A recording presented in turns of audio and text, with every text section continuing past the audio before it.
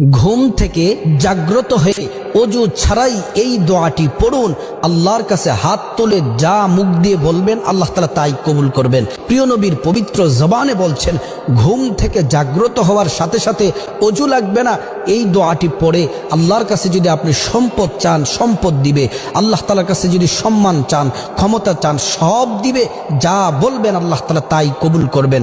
দোয়াটি আমি বলছি, দোয়াটি হলো লা ইলাহা ইল্লাল্লাহু ওয়াহদাহু লা শারীকা লাহু লাহুল মুলকু ওয়া লাহুল হামদ ওয়া হুয়া আলা কুল্লি শাইইন কাদির সুবহানাল্লাহি ওয়াল হামদুলিল্লাহি ওয়া লা ইলাহা ইল্লাল্লাহু আল্লাহু আকবার ওয়া লা হাওলা ওয়া লা কুওয়াতা ইল্লা বিল্লাহিল আলিয়্যিল আযীম রব্বিগফিরলি। ঘুম থেকে জাগ্রত হয়ে ওযু ছাড়াই এই দোয়াটি পড়ুন। আল্লাহর কাছে হাত তুলে যা মুখ দিয়ে বলবেন আল্লাহ তাআলা তাই কবুল করবেন। প্রিয় নবীর পবিত্র জবানে বলছেন, ঘুম থেকে জাগ্রত হওয়ার সাথে সাথে ওযু লাগবে না, এই দোয়াটি পড়ে আল্লাহর কাছে যদি আপনি সম্পদ চান সম্পদ দিবে, আল্লাহ তাআলার কাছে যদি সম্মান চান ক্ষমতা চান সব দিবে।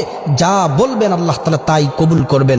দোয়াটি আমি বলছি, দোয়াটি হলো লা ইলাহা ইল্লাল্লাহু ওয়াহদাহু লা শারীকা লাহু লাহুল মুলকু ওয়া লাহুল হামদ ওয়া হুয়া আলা কুল্লি শাইইন কাদির সুবহানাল্লাহি ওয়াল হামদুলিল্লাহি ওয়া লা ইলাহা ইল্লাল্লাহু আল্লাহু আকবার ওয়া লা হাওলা ওয়া লা কুওয়াতা ইল্লা বিল্লাহিল আলিয়্যিল আযীম রব্বিগফিরলি।